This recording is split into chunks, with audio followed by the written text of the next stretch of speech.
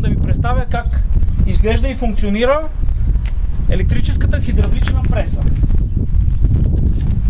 Този модел конкретно е с вместимост на коша 320 литра и може да побере 900 кг изферментирало грозде или около 600 кг гроздова каша. Имаме няколко разновидности, може от 100 до 1000 литра да бъде обема на коша. Пресата е особено подходяща за работа в казаните за варене на ракия, където се намираме и в момента. Както е известно, когато вариме материал без семки, люспи и чепки, продуктът, който получаваме, е с много по-високо качество, аромати и най-важното, няма опасност от загаряне. Ето сега ще ви демонстрирам. Много е просто и само да се справя. Изваждаме коша, който е от парен бук. Сипваме материала вътре, отдолу има подложка тава от изцяло неръждаема стомана от IZ304.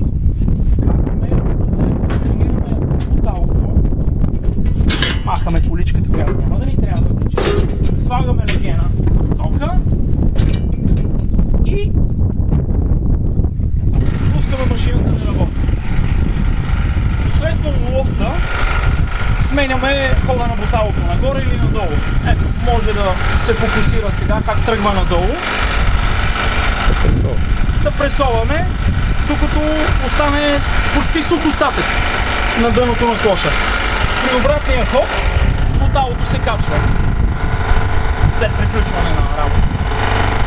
А посредством ето този цифрефлат може да контролираме работното налягане от ето така от 50 бара до 350, където е максималното налягане. Тя е с полуавтоматичен режим на работа, който ще рече при достигане на оптималното зададено от нас налягане, автоматично спира и машината. Благодаря ви, ще се видим скоро с още наши качествени продукти.